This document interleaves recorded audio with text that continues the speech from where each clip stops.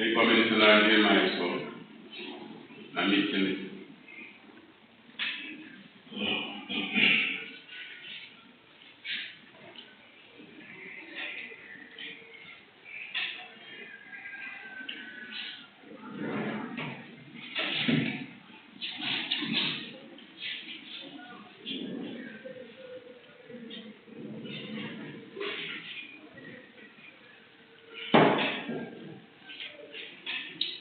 Good.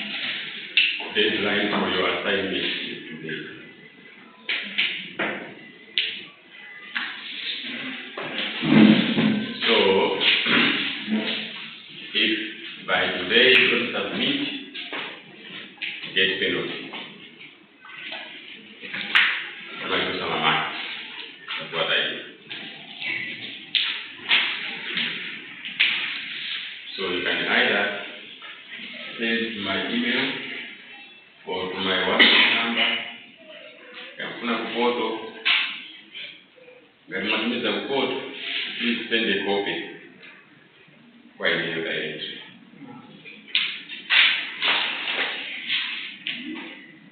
If you have sent to the photo, send copies to me, either by WhatsApp or email now, email.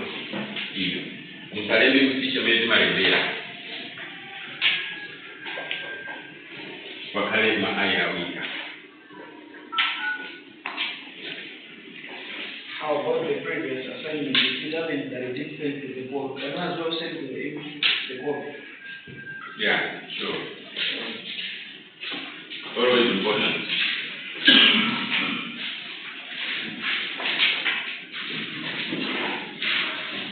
Both of how in our family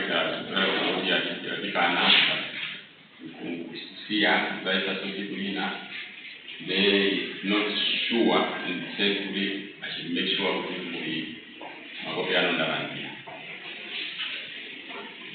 Because that was not material that can be my child.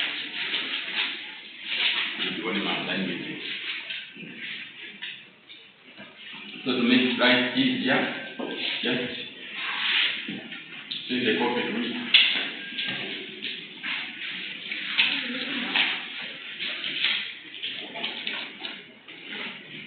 Deadline is today.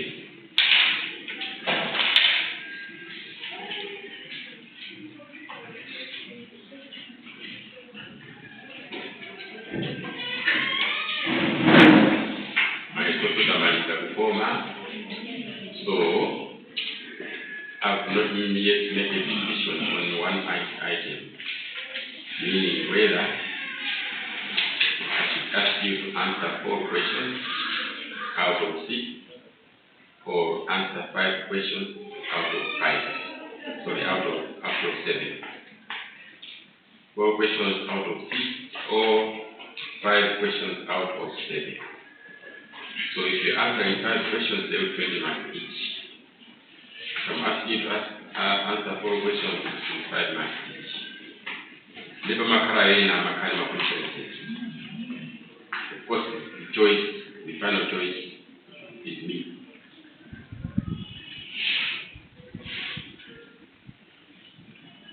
If you have any preferences, you can let me know. What are your preferences? The problem when some students say that if you have answered 4, it means the football is in Mama Sambi. So you should really work very hard. Women are going to make it so big, put to 20, 21, and 22. Kuga makaramani. Ikana kabuti mafutuwa kendiga masam and take 25 out of 25. But in mafutuwa ma 80, difficult to get 25 out of 25. Very nice.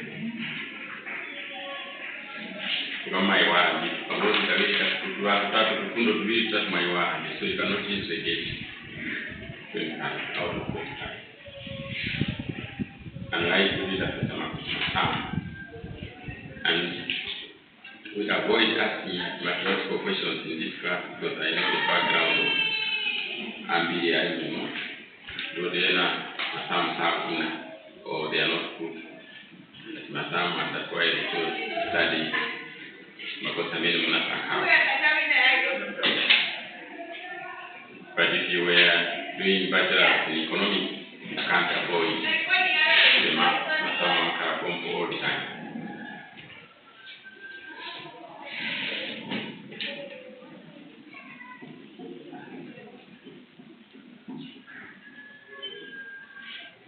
So do you think when you divide into this one, then you want to do this one? No, because this is introduction. Those who are doing development economics have one another support.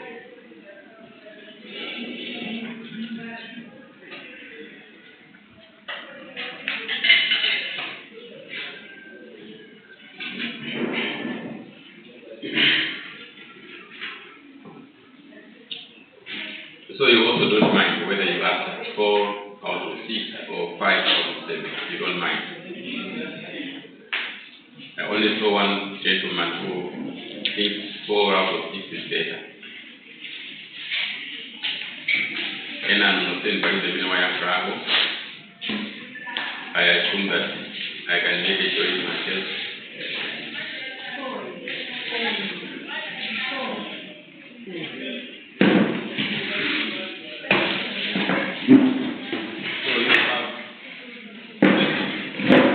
You have 180 minutes.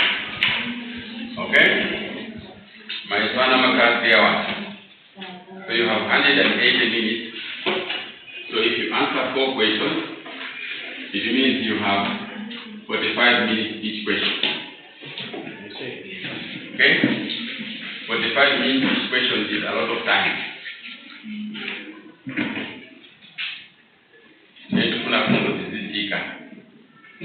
fundo. 45 minutes is a lot of time in an examination room.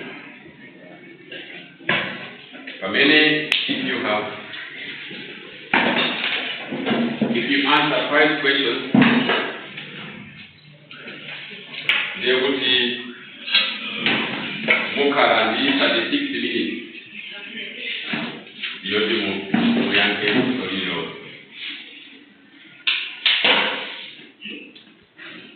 I don't know. I don't know. Because you should. So you got 45 minutes, sorry, Lord, which will take 15. For each question will pass 40. Which will take 5 minutes. Carry your comparison of each before you start writing. Because you are supposed to prepare. So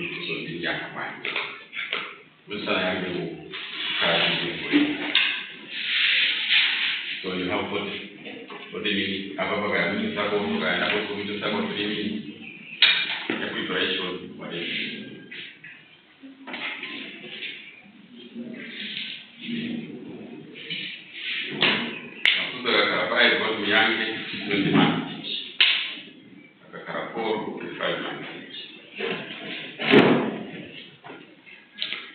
So the one I could be up now for my right.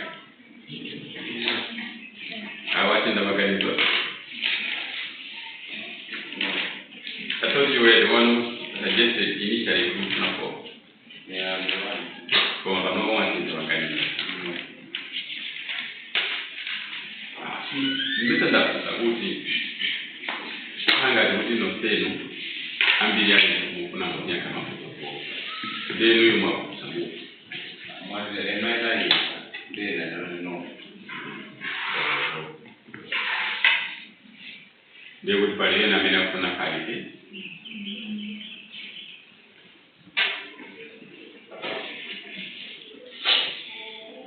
Okay, I'll make a decision.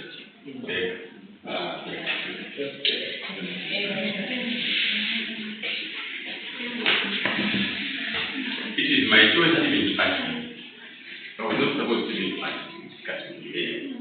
It's nice to be diplomatic. It's nice to have some democracy. That's why I'm not trying to put my feet behind the water. Then you can have it. Then I'm being going to they wouldn't even ask you what your opinion is. I'm being they are quiet.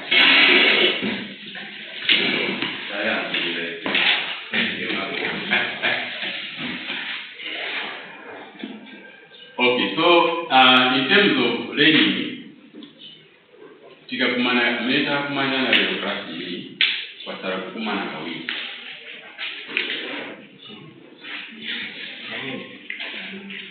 Okay, so including today we have 3.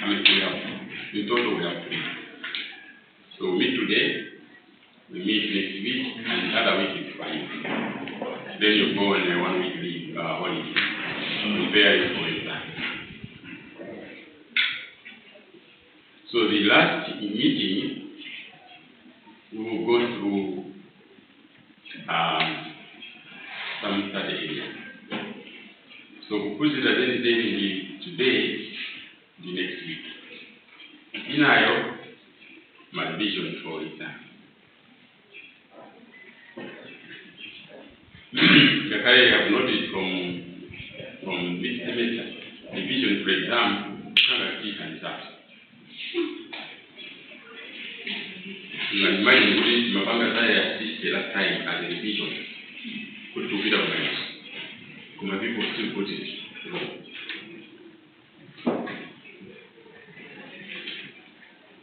So we will do it anyway. Hoping one or two people might be assisted. Today, we wanted to look at what is called economic system.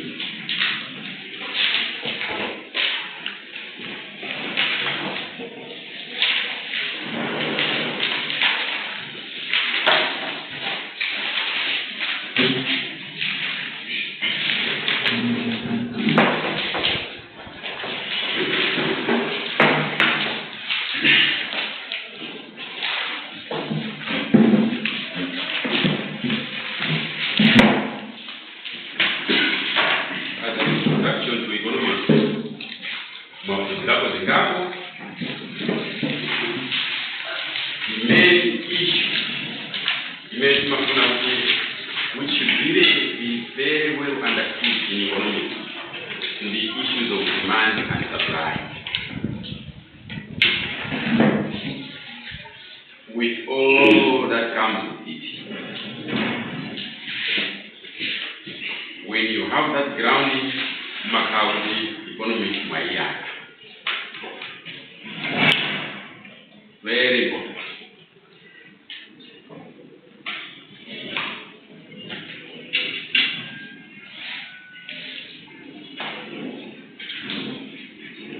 Issues of the market is also very important. But you should always understand the market as an issue of demand and supply. So whatever studies you are doing on market, how markets operate, these are based on issues of demand and supply. A lot of economic decisions that you ever make, wherever you will be working, for example, in Uyo Kutumomanita, Kamuka Vira Bonjo, Kamuka Vira Mboma, Kamuka Vira Kuti, the issues of resource allocation is based on economics. Whether you be a journalist, whether you be a social worker, Kamuka Vira Mukampani, issues of allocating scarce resources to meet unlimited wants is a way of life. Whether you be operating your own company, issues of allocating scarce resources to meet unlimited wants will be your way of life. So demand and supply is key.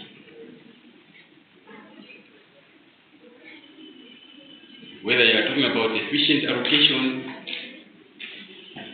whether you are an irrational human being or rational human being, do you always choose the best option? It's all about demand and supply.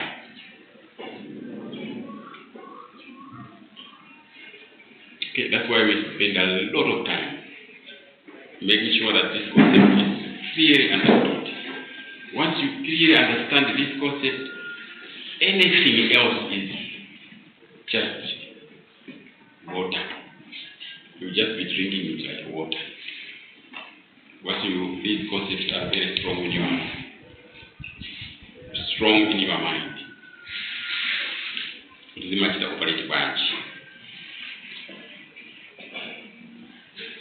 Now, the issue of a market system is about the things that we have been discussing. We discussed the production function, we discussed the cost function, and we discussed the importance of this in resource allocation.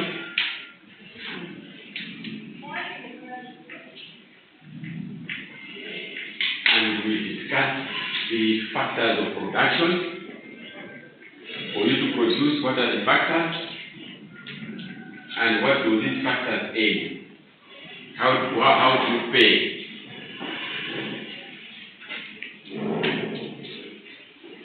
Okay? What were the factors of production that we talked about? Land,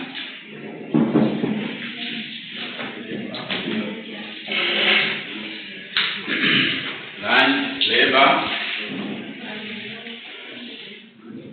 capital, entrepreneurship,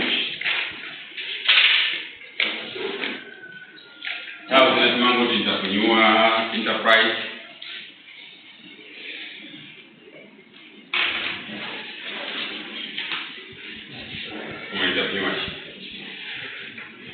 entrepreneurship is defined over business. Entrepreneurship is defined. The skills.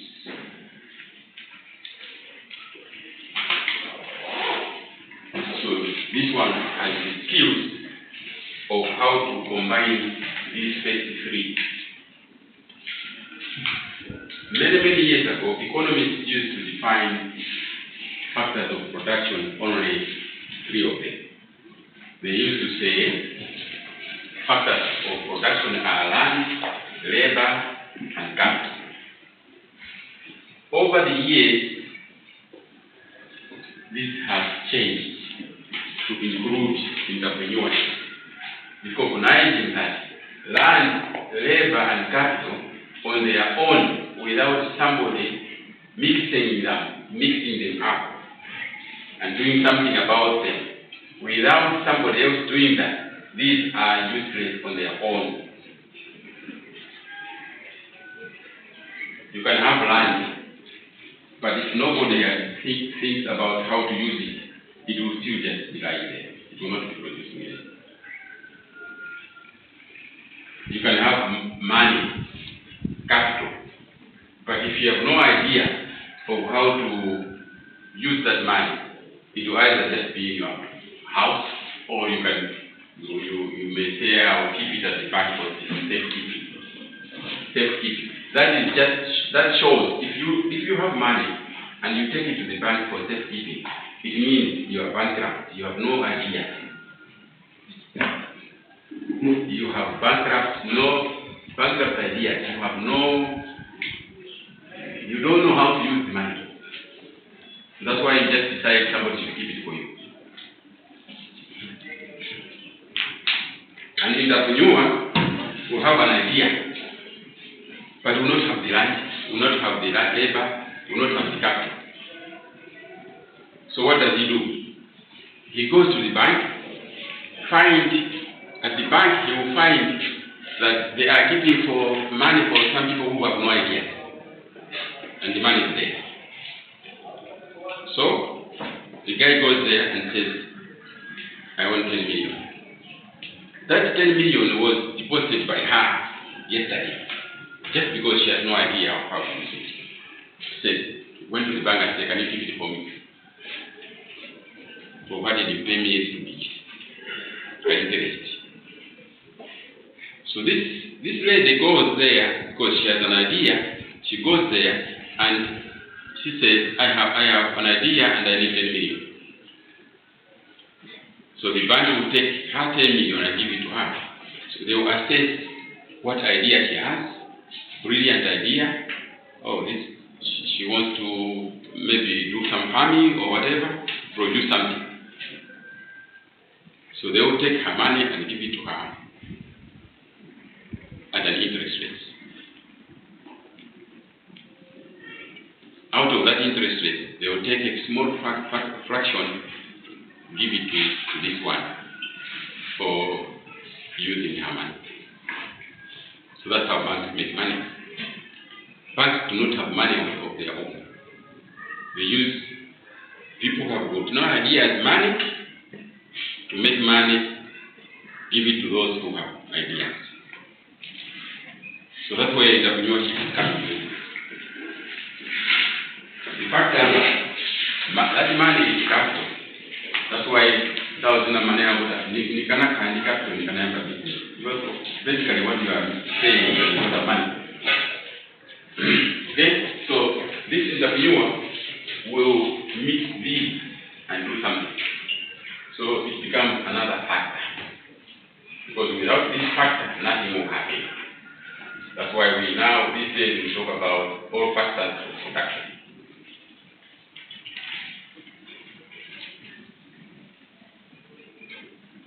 Okay? Now, when we talk of economic systems, we talk about what's the system about the ownership. Who controls the? What system is there about the control of these?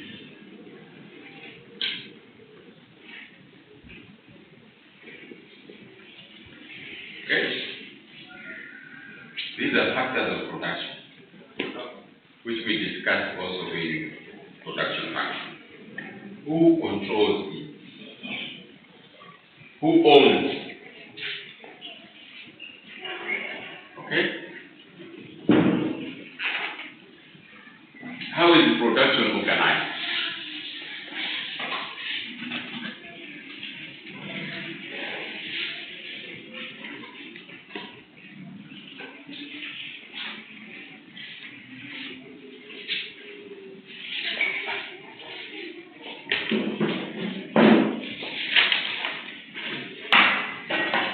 Okay? So now,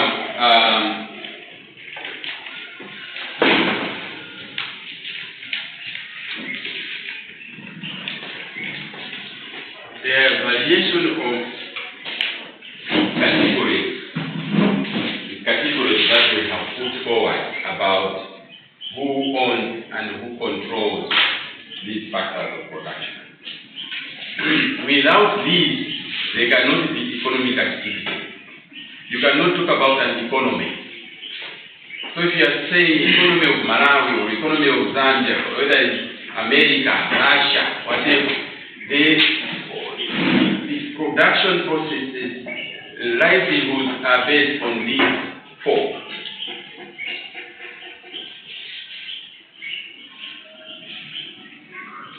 The way you organize them is on who owns these is what can give you, can describe your production process, can describe your wealth creation. Because when you are producing something, when Malawi has produced 3 million tons of maize this year, last year it produced 2 million tons. The other year it produced 1 million tons. We say we are making progress. We are producing more and more and more. The economy has become bigger. It's becoming bigger.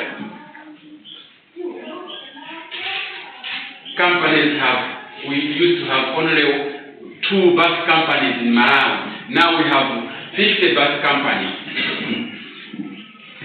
We say the economy is becoming bigger.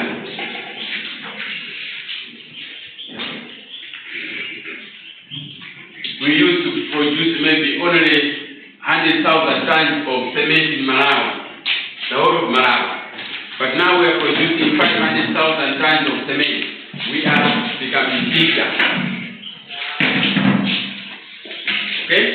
So our progress is based on how much we are producing using these factors of production. So it is very important to know how we are mixing these in order to grow bigger, in order to get progress.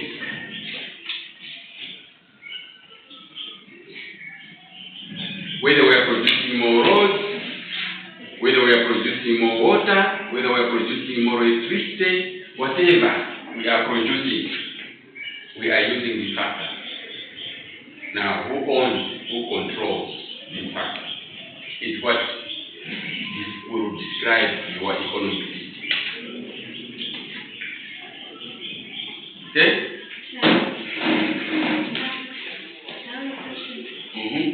In some of the management as another one.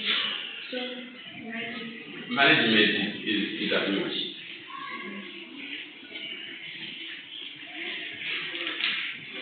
Remember who was teaching you? Who was teaching you? Was it economics?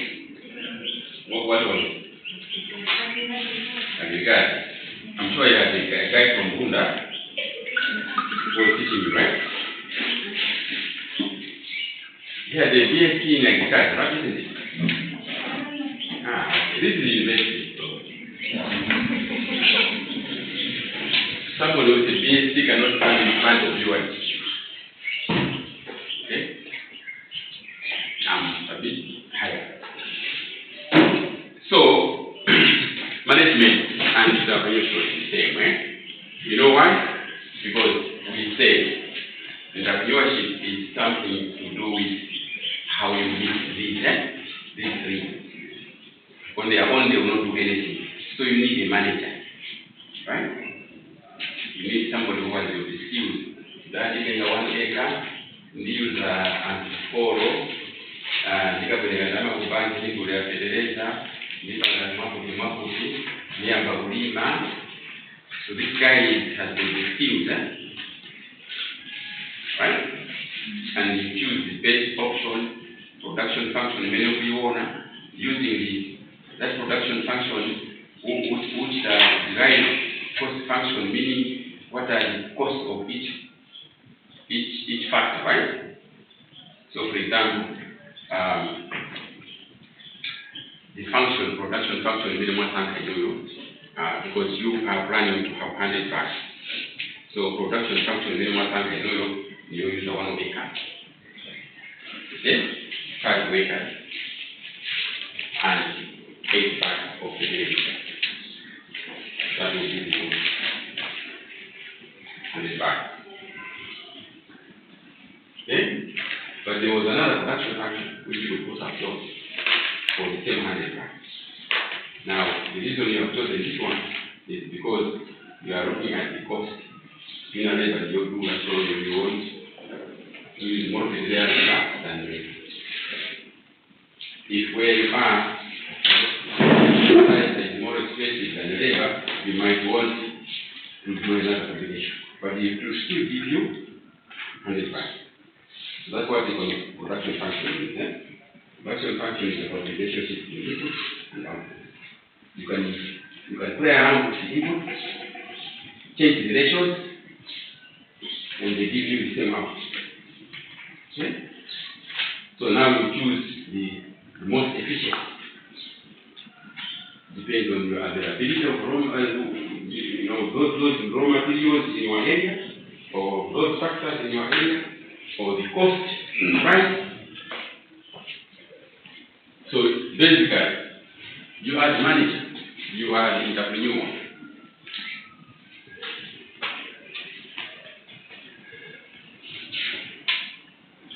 Don't derail me, because now I'm thinking of something else.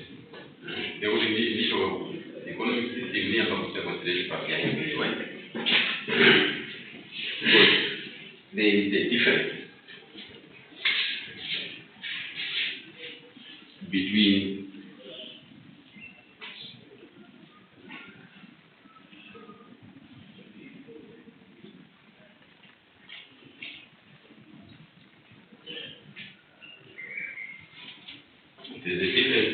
entrepreneur and intrapreneur.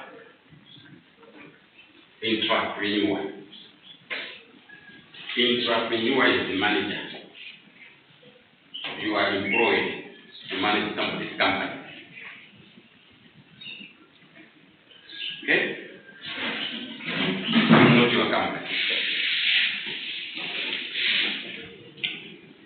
So anyway, this is the different course. I've been teaching this in a different entrepreneurship courses. So let's not go that side. So, economic system is basically about how these are owned, who controls them. Okay? So, the first one we talk about is command system. Okay? Command. So we say command system is command economy. Okay? So we say command economy.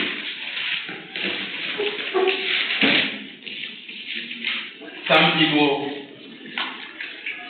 say that is communism.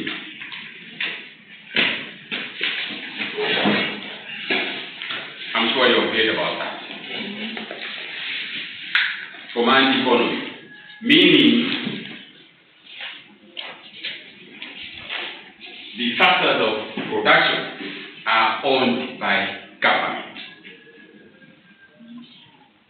These factors of production are owned and controlled by government. And that would be what we call a command economy. In other words, communism. So there you have you and me. If we are in a command economy, we don't own land. We don't own anything. We don't even own our own labor. We don't even own any company. There's no company where you cannot say, this company is mine. You are not allowed to have your own company. So there is no entrepreneurship.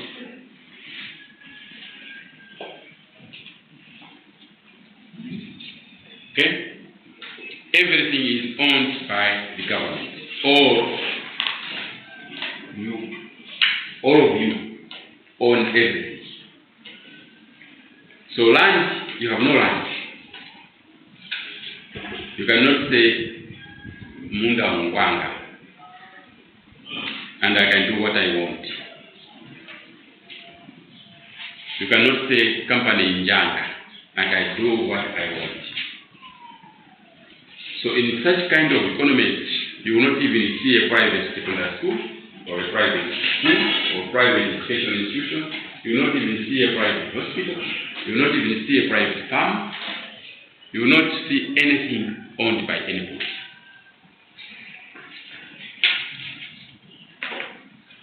Okay? That system, as of today, is becoming more and more scarce. It used to be there in China. They still use the same principle, but they have completely changed. It's no longer the same. Because now there are so many private companies in China. Same thing happened with Soviet Union. So all schools are government, all hospitals are government, everything is government. Buses, no private taxis, everything. You don't own anything. So, for example, you go to school, people are educated in various fields, engineers, doctors, blah, blah, blah, blah, blah. You go to work based on what you have been trained for. Those who are teachers, they go teach. Those who are engineers, they go and build the road. You are not paid. But for whatever you need, you are provided. So it could be on a Tuesday like today, in the community area 15 years, you would go to the government office located here in area 15, where you you go there and get maybe 15 kgs of beans, 10 kgs of meat, or whatever, and you go home. You also get some stipend for incidentals, a little bit of money for incidentals, things that you need as clothing or whatever. But even those are also provided by the state. So anything you need is provided, but you go to work. Those who are not educated, they go kumunda. Munda waboma. Mulindi munda ku 15 kunu mango kalima. Mukakolora zinzije tupita mu nkoko yanyu.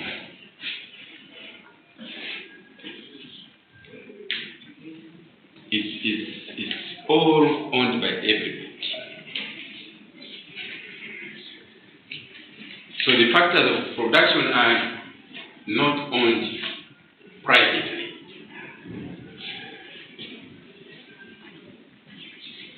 All the programs, whatever you want to grow, whatever you want to do, are things that government has planned and lined up for you.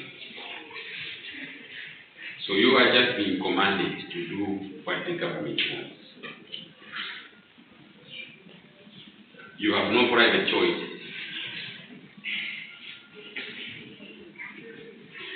I'm not surprised why that system eventually failed. Knowing the nature of human beings, human nature is such that everybody wants something better for themselves. A lot of individuals, it's in human nature. And communism, I'm not surprised that it has been there, propagated by some scholars. Some people believe that that is the best way of life, to make sure that we are all equal, we all have same access to things. Nobody should take advantage of another. So you don't take advantage of a weak person and become richer on his head. We should all have equal access to things, to resources, for our livelihoods. The problem is that for those who are very powerful, those who can do more get discouraged. It doesn't encourage individual efforts to progress. It doesn't.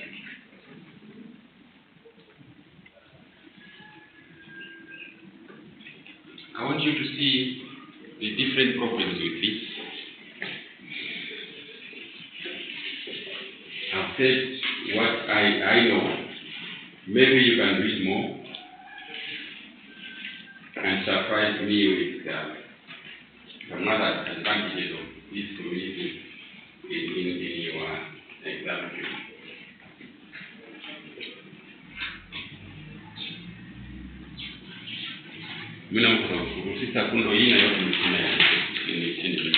But the major thing is it doesn't encourage individual efforts.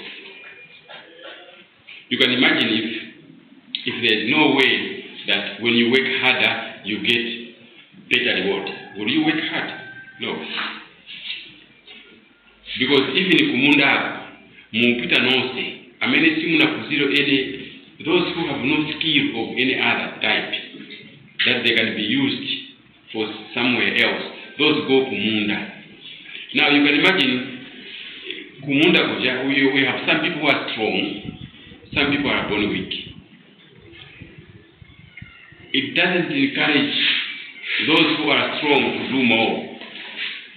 No, inclusive ababatika korwa I mean, it's human nature. Okay?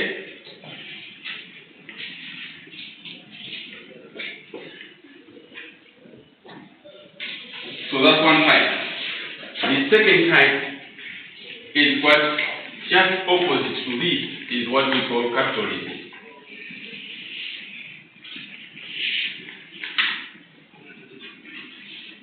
Which is a complete opposite of communism.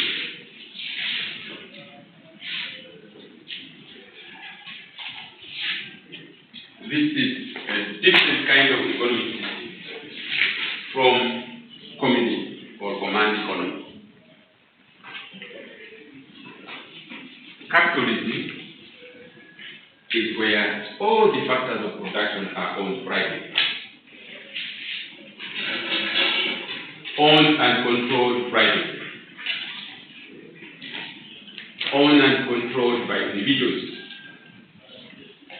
No government. You know your goods. You have control over your labor. Labor is you, if you want, so you can charge or you can demand any.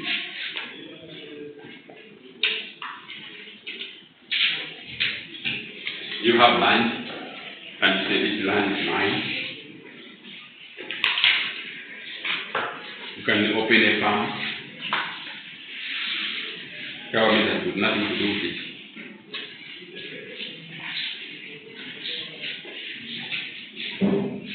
You can create your own money, you can create,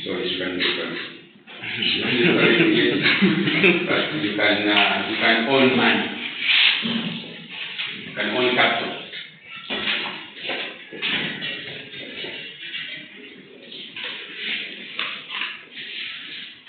You can form a company. You can establish a company. You can be an entrepreneur. Nobody will stop you.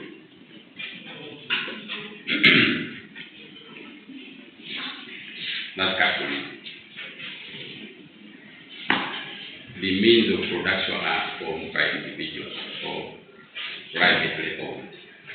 Means of production, means factors of production are owned privately or by individuals. Government has no control.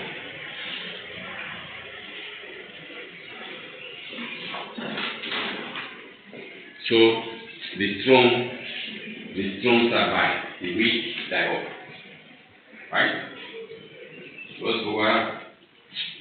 it promotes individuals who have talent or who have power or whatever to be ahead of us. It can create inequality. The vulnerable. There will be some people who will be vulnerable. Some people who own more land than others. And if you own more land than the others, you will reach a situation where those who have no land will start waiting for you.